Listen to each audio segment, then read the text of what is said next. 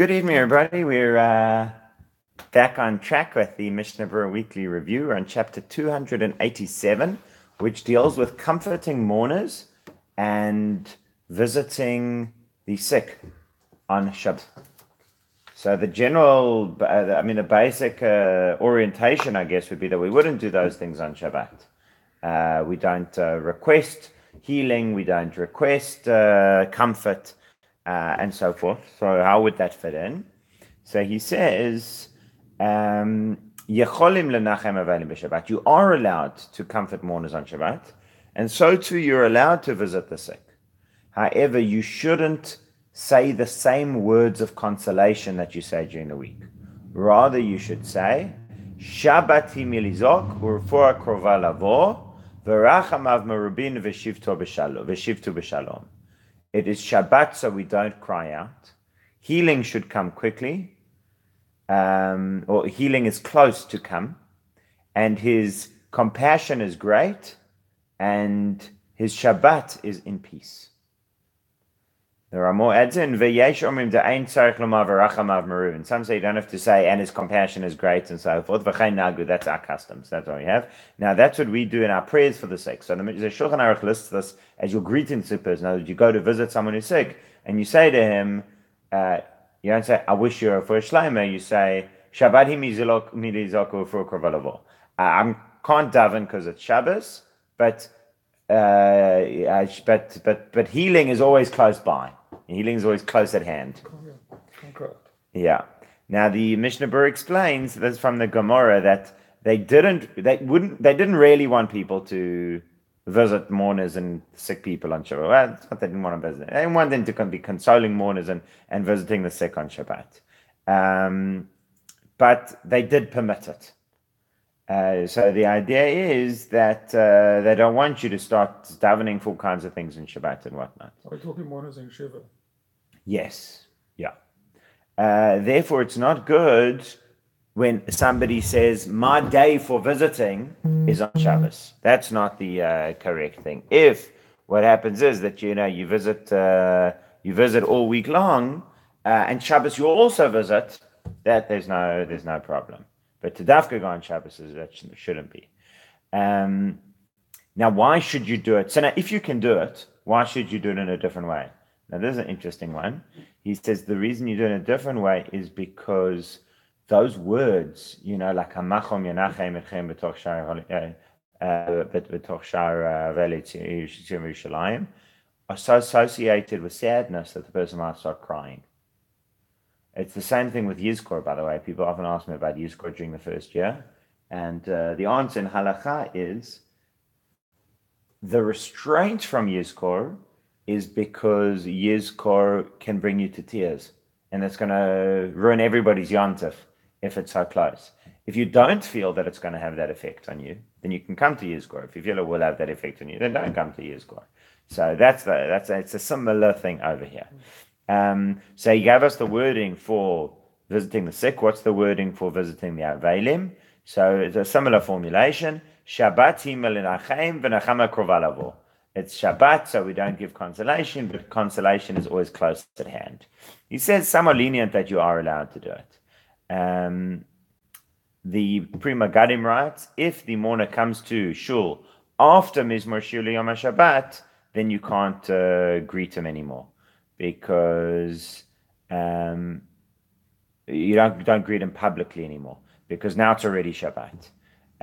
But you are allowed to still go up as a private individual. So again, what we do in shul, when do we comfort the mourners? Right before Mizmor Shir. So that's like the last possible moment, because otherwise they're kind of still in Shiva. So they enter, we greet them, and then it's Shabbos. That's the procedure. If they came in later than that. Now, the truth is, in winter, it's probably not entirely correct.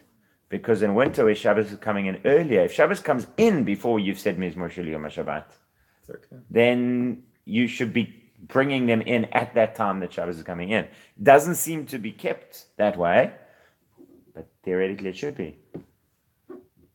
Okay, next halacha.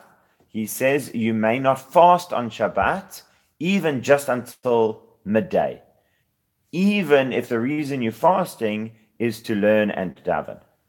The truth is, says the Mishnah Brura, even during the week, it's not advisable to fast until half day. The Gemara uses the expression: if you eat after 6 hours into the day, midday, it's like throwing stones against the wall.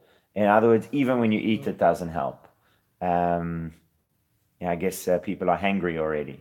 You know that phenomenon. So that he says it's considered a fast day.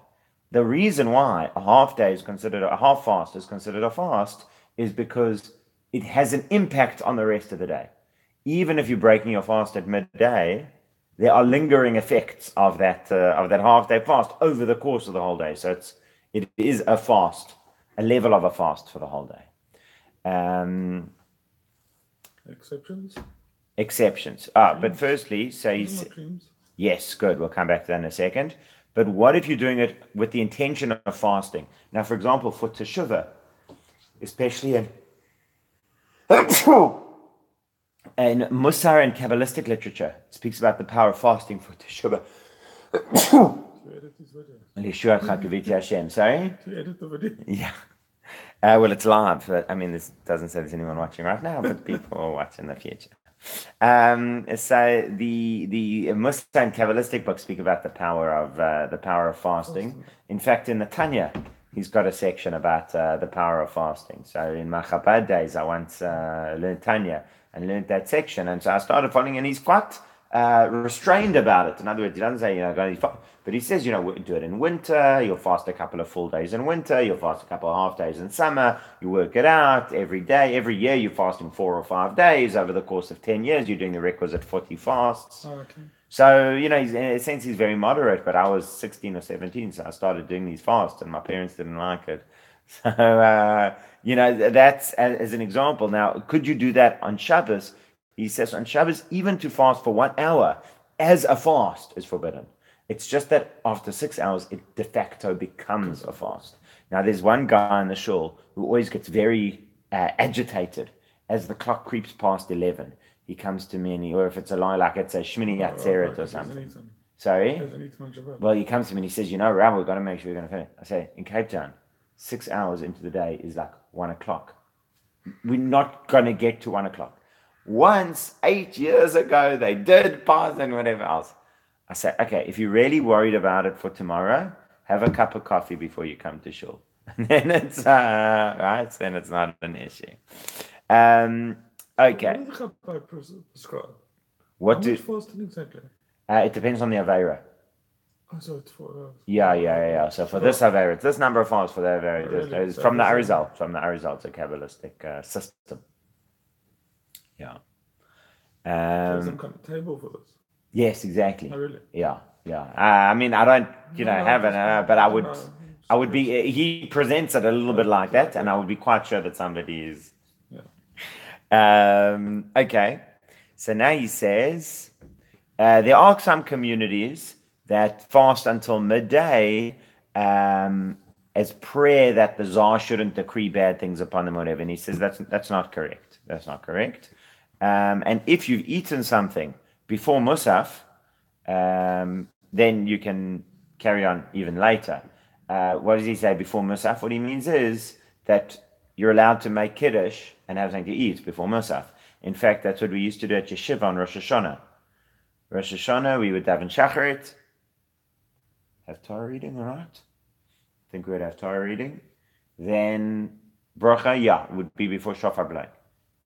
Have a bracha and a shiur, eat, come back for Shofar blowing and Musaf, and then we carry on until I think 3:30 or something like that. So that's perfectly permissible.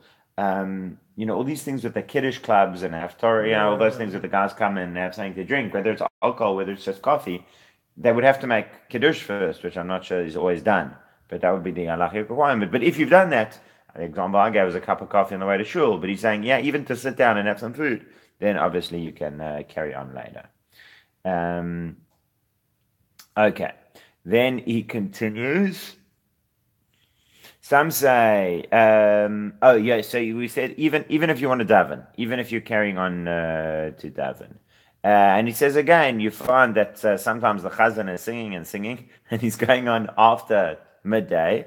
That's not correct, especially in winter when the days are so short, and certainly on Yom Tov that we shouldn't do this, except for Rosh Hashanah.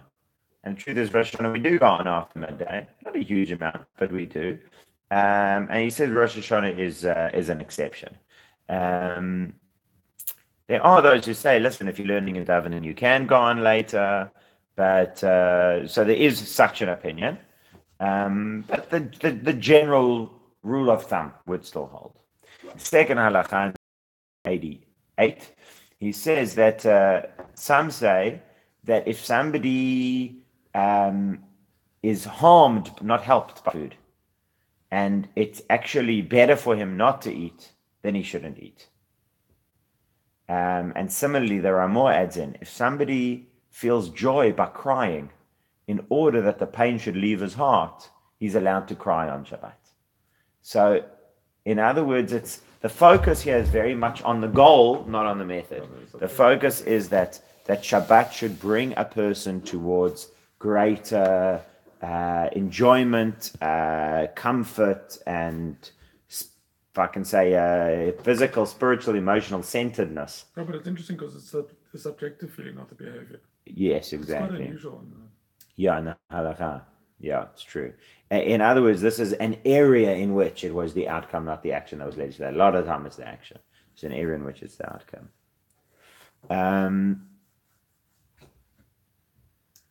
The example, I guess, would be, I mean, I remember somebody passed away, but I remember when he was really not well.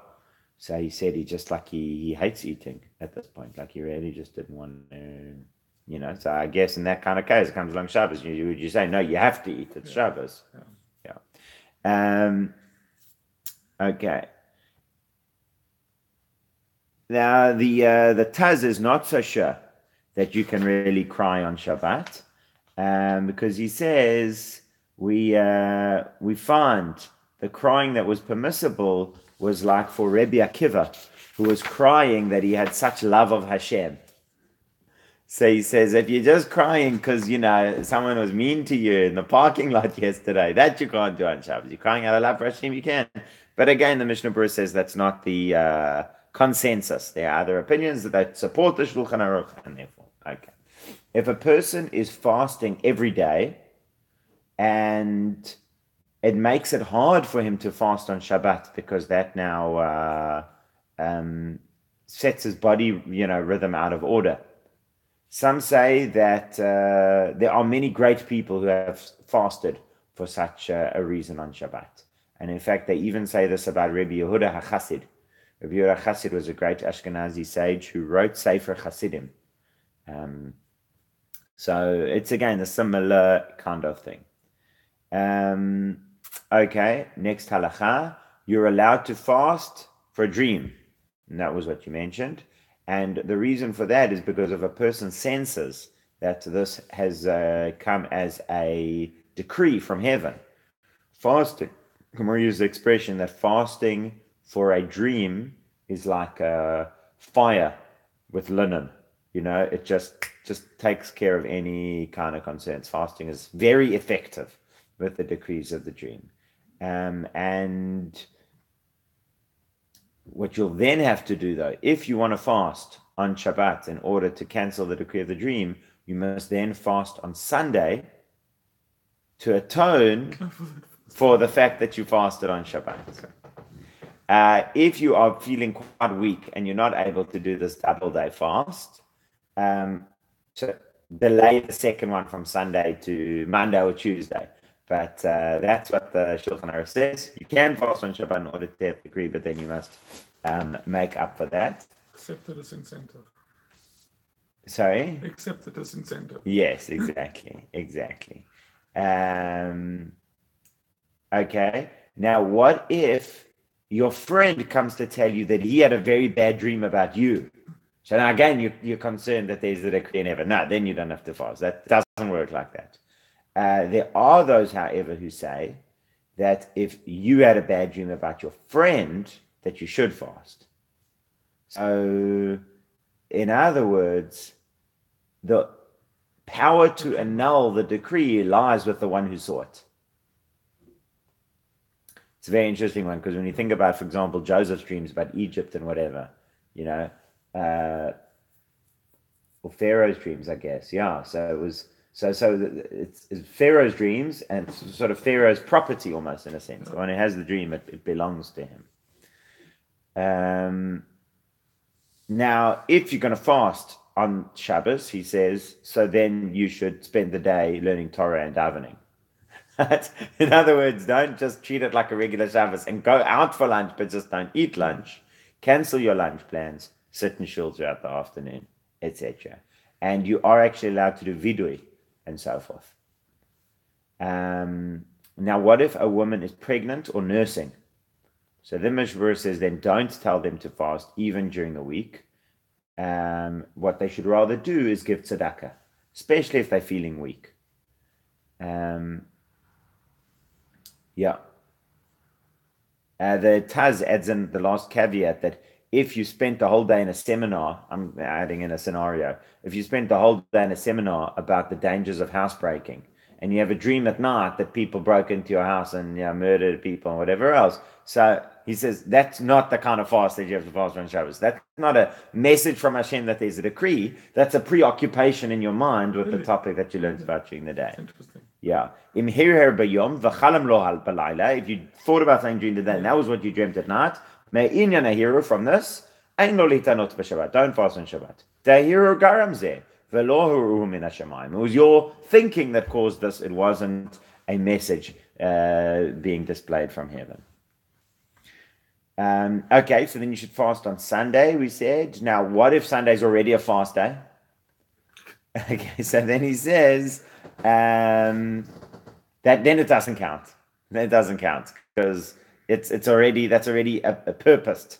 You can't dual purpose it. So you'll have to make it up with another day. However, there are those who would accept it in such a situation. And if it's hard to fast, you can rely on that.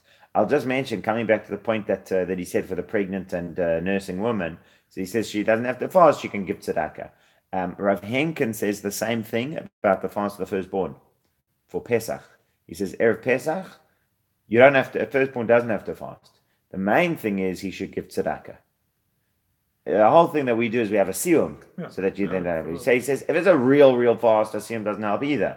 The idea is that it's a redeemable fast. The main way of redeeming is through giving tzedakah. He says, okay, you want to do a siyum as well? That's absolutely appropriate. But you have to do a siyum of a whole Gemara. You could even do a siyum of a book of Mishna or a Masechet of Mishna. So that's what I've been doing these last couple of years, is that I'll learn through a Masechet of Mishna, which is far more accessible than an entire Gemara, and make that as the siyum. The other point is this about so we see there's other times that you can give tzedakah instead of fasting. In fact, I think in that same Tanya, I think he speaks about that as well, saying as a general rule, you should give tzedakah to make up for these averas, but once in your life or something, you should complete a set of fasting. As I said, in a sense, it's a very moderate position. It's just that he hasn't done away with the fasting completely. And then the final thing is, when it comes to pregnant and nursing women, there's a discussion even for Yom Kippur.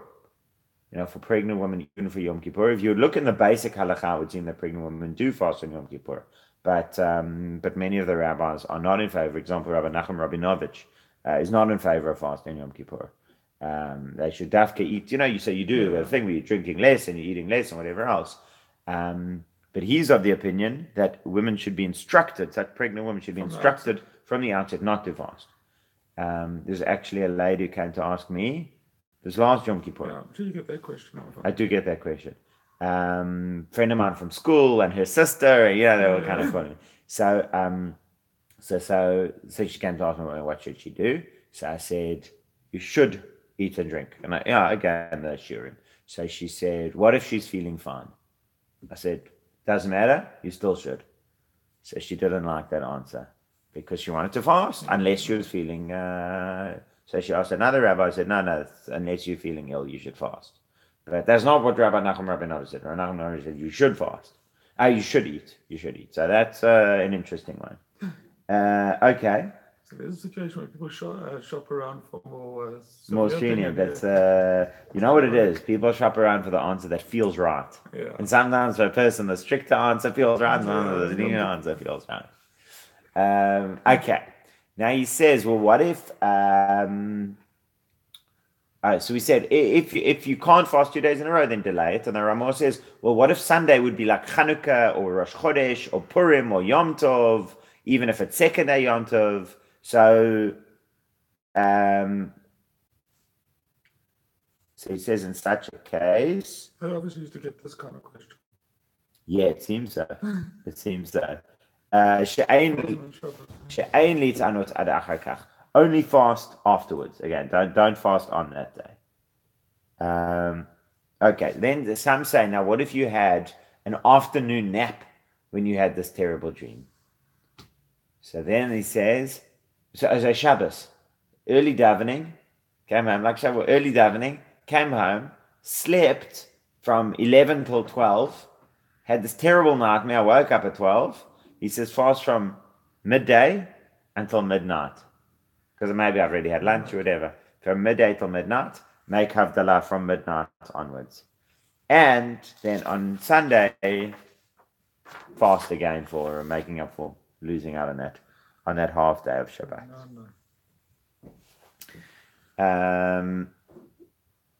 Yeah. Now the interesting question comes up. He mentions Rosh Chodesh. Now I'll tell you where I know about this is with weddings. So the Chatan and Kala fast on their wedding day, unless it's on Rosh Chodesh or other days like that. So Aviva, who's not a good faster, actually said we should schedule our wedding for a Rosh Chodesh, which was what we did. We got married on Rosh Chodesh. The question comes up on Rosh Chodesh Nisan. So here he says Rosh Chodesh Nisan doesn't get you out of this fast because there's a custom for the righteous to fast on Rosh Chodesh Nisan. He doesn't say why, or he tells you where to look. It's chapter 580, which I haven't seen yet.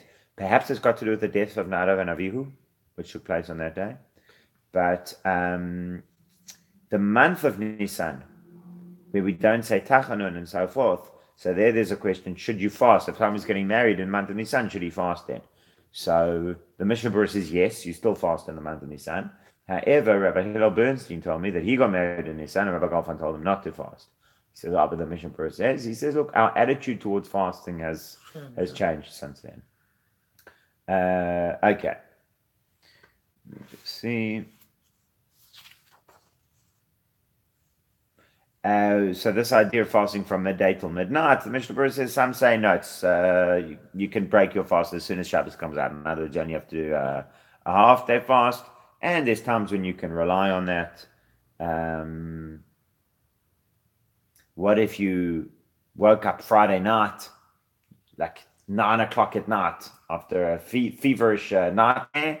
So some say that you should start your fast from then until the end of Shabbat.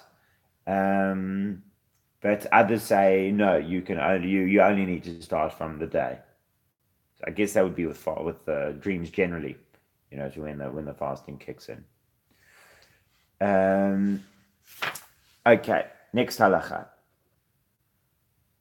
Some say you should only fast this kind of dream fast on Shabbos if you had the same dream 3 times, if it's a recurring dream.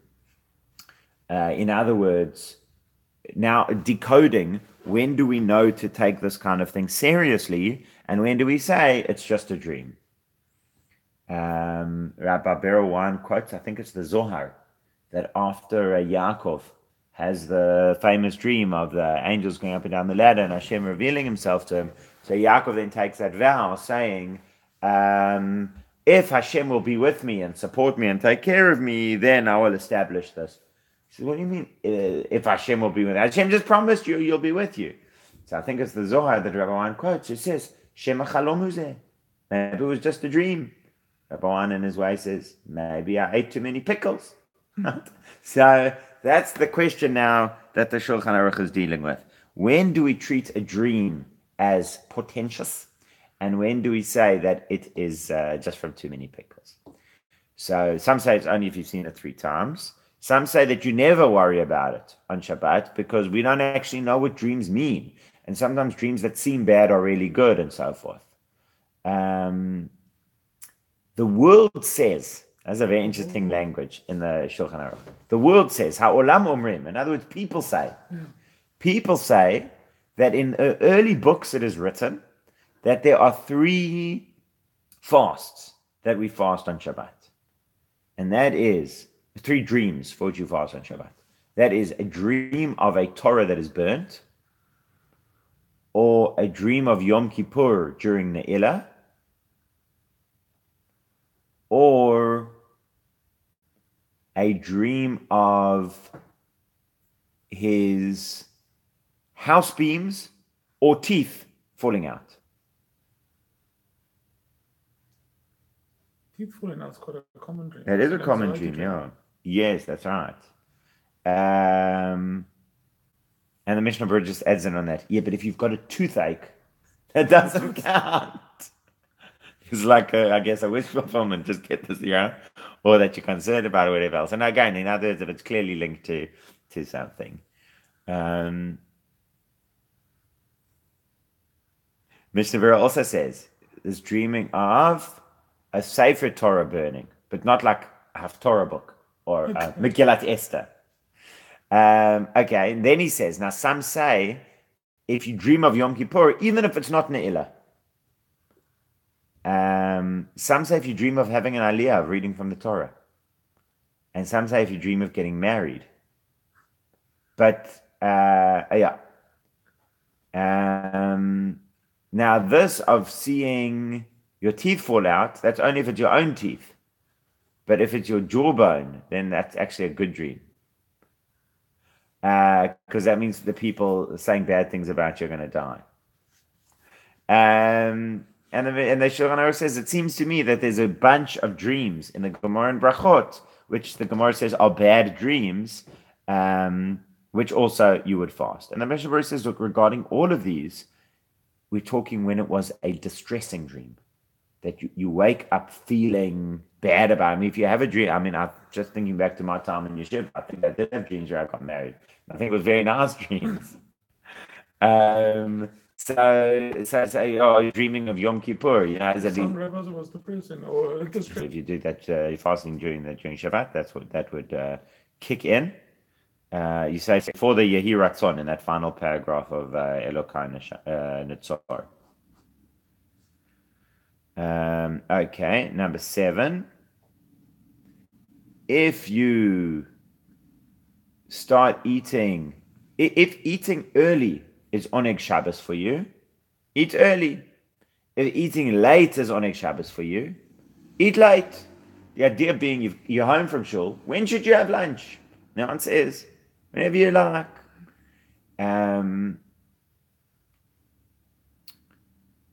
However, says the Ramah, if you always have a meal at a certain time during the week, and you're eating the same food on Shabbat as you're eating during the week, make your meal of Shabbat at a different time.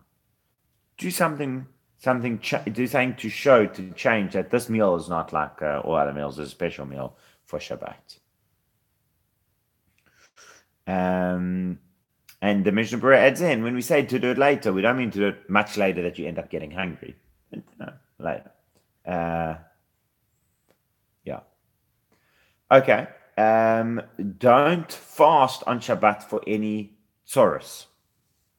In other words, there's a community trouble, there's some tragedy in the community or anything like that, that actually does not justify or warrant fasting.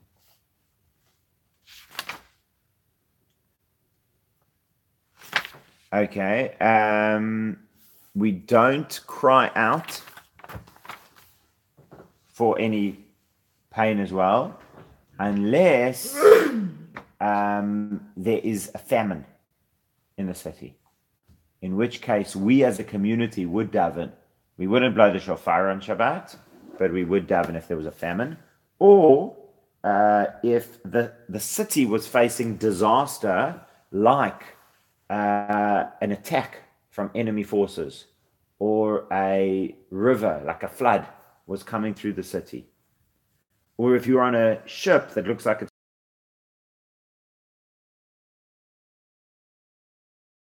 And if you're an individual that is being chased by bandits or enemies, or ruach ra'ah, guess what we would say, extreme depression.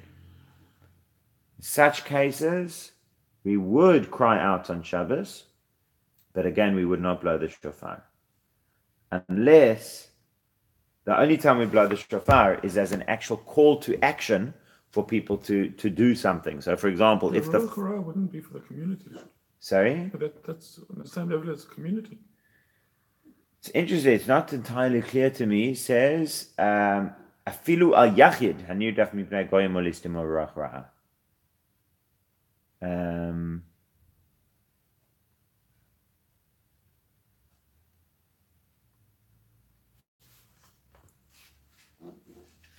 So he says, what does it mean? That the spirit of a demon entered him, and he's running and walking.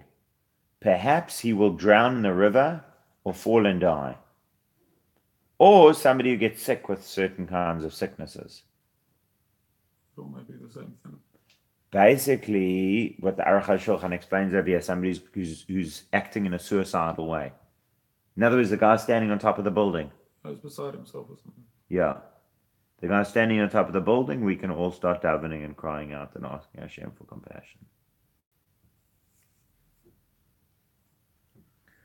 And that seems this is, even though it's an individual that we know about, but if there isn't anything we can do, at least you do have permission to daven. Immediate life danger. Yeah, that's exactly what it is. Okay. The final halacha in this chapter, that in this case of this suicidal person, that's not the only case. It's any sick person that his life is in danger today. We daven and cry out. And we have the custom of saying these prayers for recovery on Shabbat if somebody is in mortal danger. And the Ramah says you're also allowed to bless the sick person who is sick on that day. And the Mishnah Brura adds in, but if they're not in danger, then you don't. If you make a mishaberach for somebody who's not in danger, then you say Shabbat imilazok for a krova level. Okay, so now that's very interesting because if it's somebody whose life really is in danger, Shem, yes, they were davening for the soldier who was injured, so he passed away. But in such a case, so you could daven for him, and you wouldn't have to do anything special. You would daven for him the same way you daven for the weak. He's fighting for his life, you daven. However, when it comes to people who are not mortally in danger, so you daven for them, but you add in that Shabbatim Mizok. Now, our Cholim list is probably a bit of a mixture, but it's probably majority people are not. Truth is, there are a lot of people who are very ill on that list, but it's not. Right, they're not in ICU, and the doctors are saying we'll find out within the next 24 hours. It's that they're in long-term treatment or whatever else. So in that case, we'll still daven for them, and we'll say it's Shabbos, but they should. But Hashem's healing is always close at hand. Now, what if a woman who's just started going into labor? 100%, he says that's obviously a clear danger, and so too a woman who's given birth within the first week. Everyone would agree that you can do such a thing. Next chapter, 289, the Shabbat day meal. Okay. Your table should be set. Your bedspread should be laid out nicely. There should be a tablecloth on the table, just like for Friday night. So it shouldn't be that Friday night's great and Shabbos day is super casual. You say Brei Pragafen, and that is called Kiddush Rabbah, the big Kiddush. The Mishnah Brura says, why is that called the big Kiddush? All he's saying is Brei Pragafen. So it's a euphemism. It's a small kid. It's really a small Kiddush.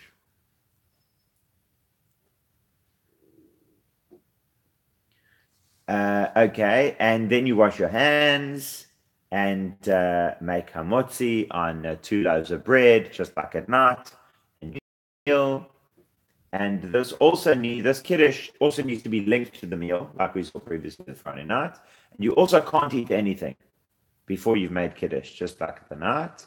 However, you're allowed to drink water before davening because you still don't have the obligation of kiddush before davening. Once you've davened, you now have the obligation of kiddush. So either go big or go home. But before davening, you can have things that's not real eating. It's like a glass of water. We saw a cup of coffee or tea and whatever falls in that same category. That would be fine. Okay. Now, here we go. The Mishnah Brura says some have the custom of opening with a verse of Vashamru b'nei Israel or Zachor et Yom HaShabbat. And some people start from Al Kain Beirach, which is not correct because that's half a pasuk. You shouldn't say half a pasuk. But we see two things. Firstly, it seems it's an either or. And I remember at Yeshiva, Rabbi Galvan always started at Zachor. They never did Vashamru. And in fact, on Rosh Hashanah, they once asked me to, instead of leave the adults kiddush, come down and supervise the children's kiddush because they wanted to have like a separate thing though they wouldn't disturb the shiur and whatever. So they asked me to come around the children's kiddush. So I did, and I made kiddush. I said Vashamru, and one of the guys came up to me and he said, "Rather don't say Vashamru. None of these kids have grown up with Vashamru. You're just confusing them." Yeah. So that was just Zachor. So the first thing is, it seems basically to be either or. We do both because that's what shuls in South Africa do. At home, I just do Zachor. I don't know if anyone just does Vashamru. We do. Do you just do Vashamru? Yeah, I do that. Yeah, so. We all. Sorry? But I think a lot of people do. Okay. Rabbi Johnny Glass, at his shul, the early minion at the Yeshiva College campus, does nothing. He says, Baruch atah Hashem Elokeinu melech haolam borei peri gafen. There's an ancient tradition for that. Sorry? There's an ancient tradition for that. Yeah. Well, that's the halacha. Yeah. Yeah, that's the halacha. And that's what's called. I mean, that's what the Gemara mentions, actually. That's what the Gemara mentions. In fact, it's very interesting Gemara where I think it's Rav Ashi goes to a city and he's not sure exactly how they make kiddush. They said to him, like, would you like to make kiddush? He didn't want to say, I don't know how you guys make kiddush because it makes him sound ignorant. So what he decided was he's going to make borei peri gafen, wait to see if people like make a move towards eating or if they're waiting for more. And if they're waiting for more, then he'll say like a brocha, like they say kiddush Friday night. So he makes his borei peri gafen and people start eating and drinking. So then he knows that it's all clear. So Rabbi Moshe Feinstein points out from there, but hold on a second. Rav Ashi obviously held he just needed to make that borei peri gafen because that was what he was used to. But if he saw that they were expecting more, he would have made another brocha, even though he didn't feel that was halachically necessary. He says, you see from here, you're allowed to make a brocha if that's what the community does, so that it doesn't look unusual or whatever else. His context, he's saying it is first night Pesach. Some people say halal, and some people say halal even with a brocha. First night Pesach in shul. So that argument is always carried across for Yom Ha'atzmaut and Yom Yerushalayim. If you're in the shul where they're saying halal with a bracha, so are you? You don't believe that should be said. So are you obligated to? No, it's fine. It's just say it. I mean, that's not a problem. Okay.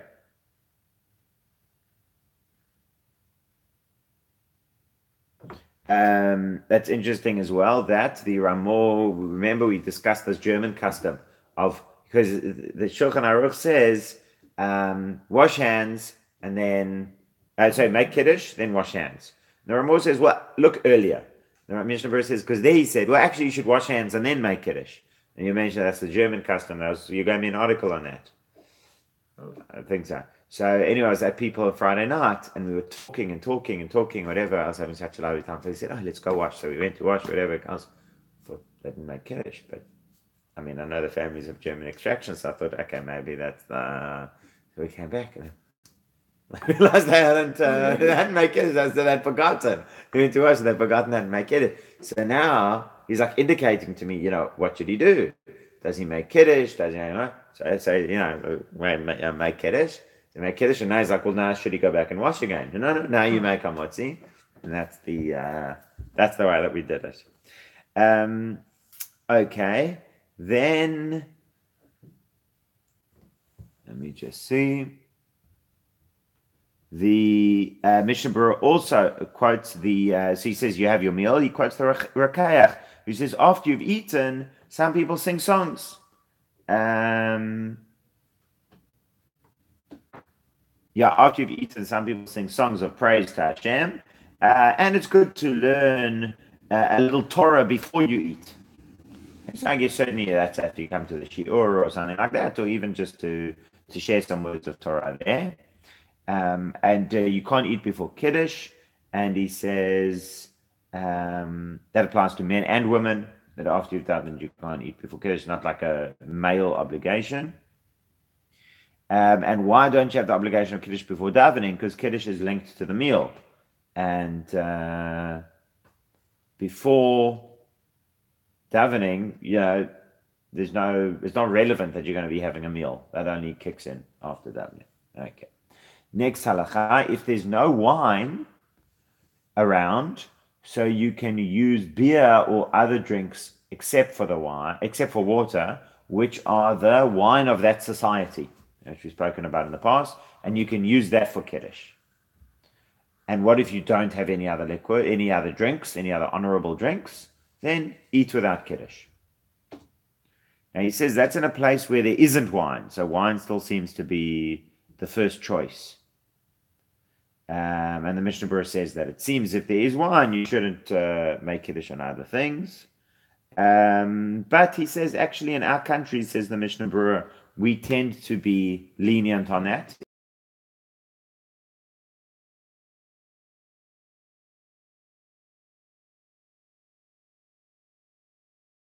Wine. Let me just take a quick look because she's got a couple of notes over here.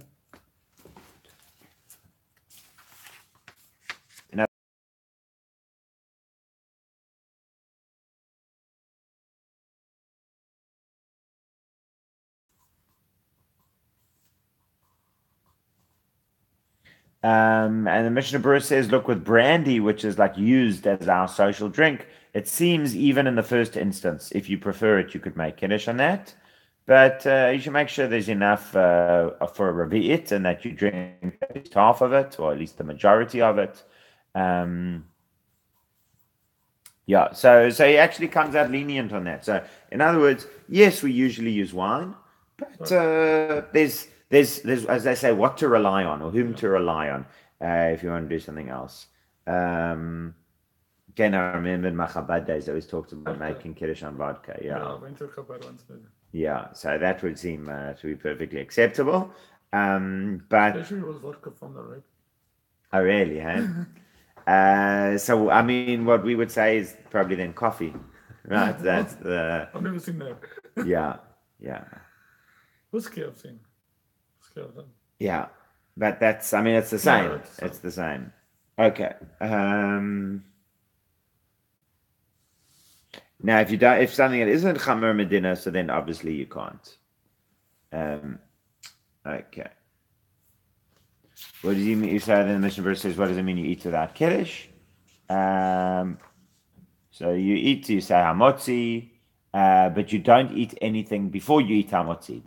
It's like you just make hamotzi on the bread, but it's like that hamotzi is your Kiddush in the same way that your bread piragafin is your Kiddush. And what if you don't have bread either? He says, okay, so then you eat because we don't want to take away your Shabbos meal. And what happens if you don't have wine or other things at night? If you've got like a cooked dish and fruit. So some say if you're thinking that you're going to get something for Kiddush a little bit later, then you should wait. But if you're not able to wait, you're not anticipating that you'll get anything. So again, you'll eat without Kiddush and try and make Kiddush the next day.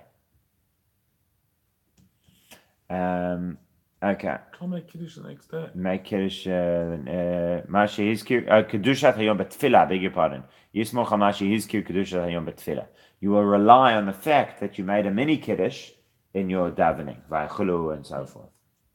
Yeah. Okay. That's that chapter 289. Let's get a start on chapter 290. On Shabbat, you should also say your 100 brachot, but this time with fruit. So what's the idea? The idea is you should say 100 brachot every day. Yes, we learned that in the beginning. Yeah. I think I mentioned in one of my theories, there's these definitions. I should have discussed it with Rabbi Professor Furzik. We discussed a lot of things, but I didn't ask him this. The question is, what does it mean to be from? So the accepted definition is, in from circles, is Shabbat, kashrut, maybe mikveh. That's from. What if you don't put on tefillin every day? Well, I mean, you're expected that you would be putting on tefillin. Okay, but what if you aren't?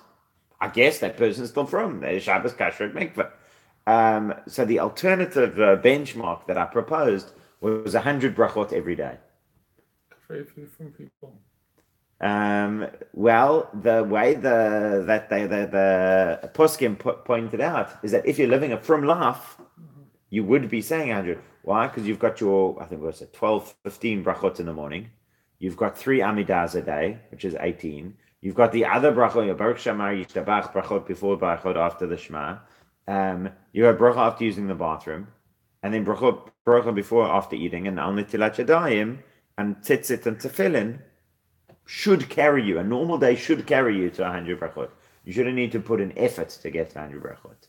But that's only if you're davening 3 times a day, saying brachos before and after But it's food. probably quite an obscure Kabbalistic thing, right? It's from the Gemara. It's from the Is it Gemara. It's from the 100 Gemara. present today? 100 presents is from the Gemara. Look, whether the Maybe Gemara. it's framed as, Yeah. say a lot of presents. Yeah, exactly. Well, no, well, it's yes. Well, it doesn't seem that's not how people seem to understand it. What does seem to be this discussion, this book, Halachic Positions of Rav Soloveitchik. Yeah. What I understood about the way they understood Rav Soloveitchik was that he said it's not a target; it's a description of a religious life. Yeah. But many of the halachic authorities view it as a target. Okay. Yeah, I'll just point that out. But so even if we take it as Rav Soloveitchik's definition, if it's a description of the religious life, a religious person is saying 100 brachot a day. You got your 3 tefillahs, you got your brachot of mitzvot over the course of the day, you've got your brachot on food and drink, using the bathroom should get you to 100 brachot a day. So my proposal for an alternative model, obviously you have people who say 100 brachot a day and don't keep Shabbos. So none of these is going to be a complicated religion. a perfect model and complicated people. Complicated people. But the question is, if you view it as a target, which the Shulchan Aruch does, so how do you do that on Shabbat? And the main problem is that the weekday Amidah has got 19 brachot times 3, so that's 57. And the Shabbos has only got 7, so that's 21. That's leaving you 38 brachot short.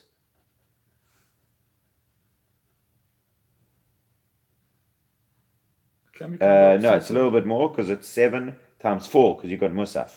So you've got 28 instead of 57, so 29. You're 29 brachot short or something. So how do you catch up on those missing brachot?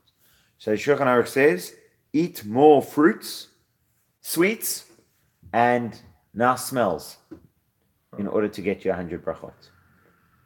So over the course of the Shabbos, get accustomed to, you've had lunch, you're sitting and learning, have another cup of coffee, have fruit, smell something nice. That's 3 more brachot.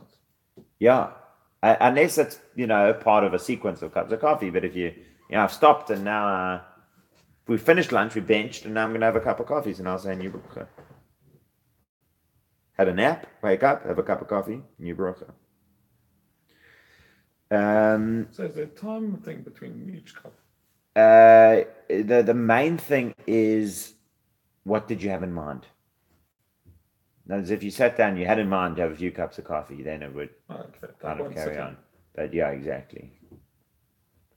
But if you're just having your 1 cup and you finish your 1 cup and you're done, and then 10 minutes later you think, taka, I'll have another cup. Then you'll say new bracha.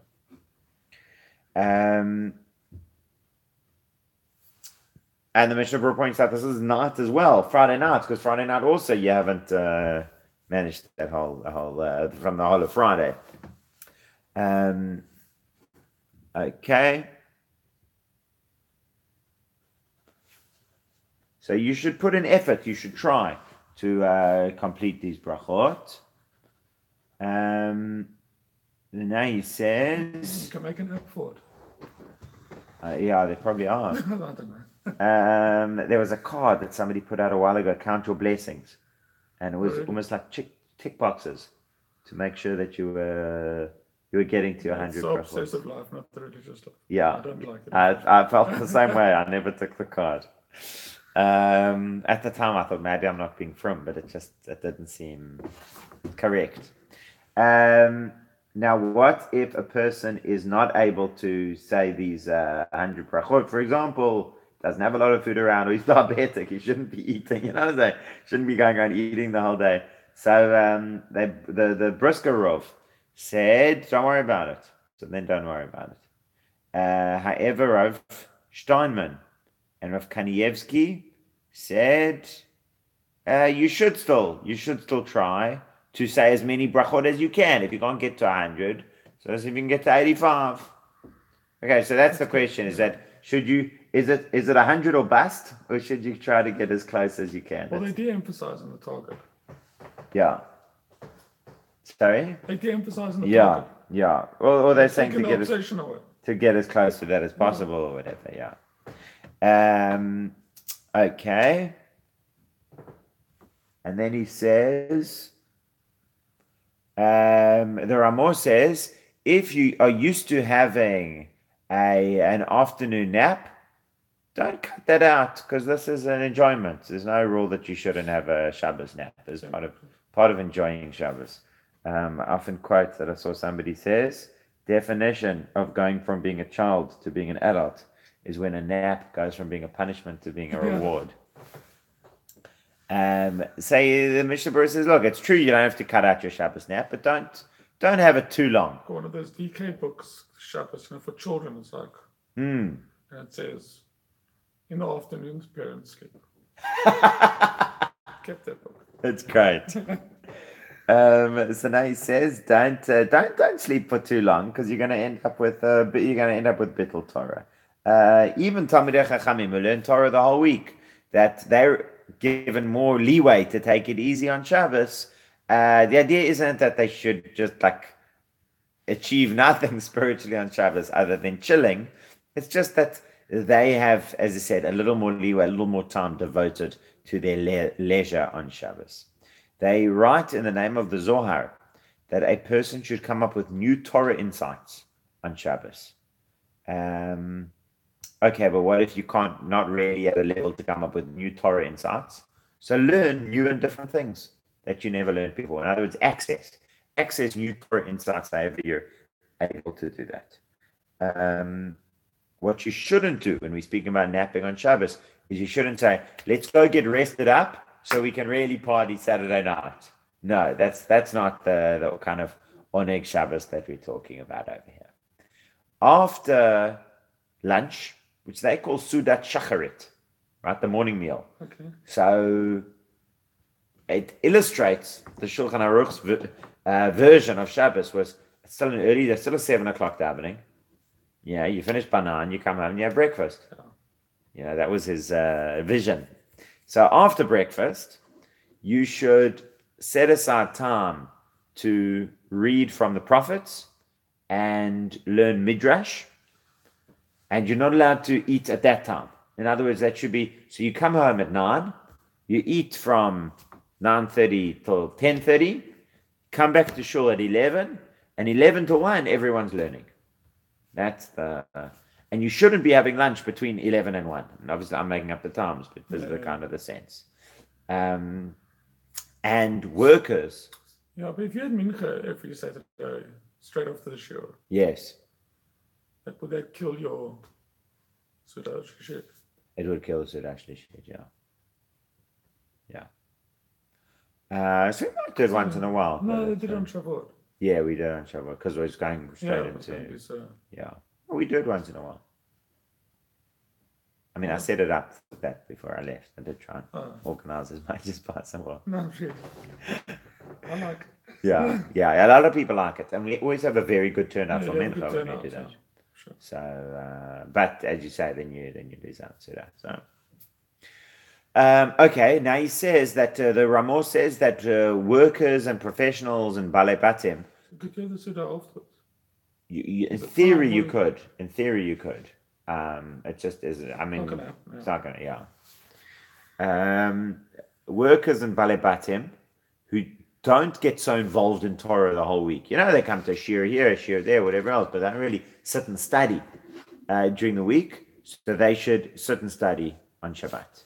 And Torah scholars who are sitting and studying the whole week are given more leeway to relax and rest on Shabbat. So that is the conclusion. That's chapter 280. And please God, next 390. And please God, next time we'll pick up 291, which is the 3 meals. 3 meals of Shabbat.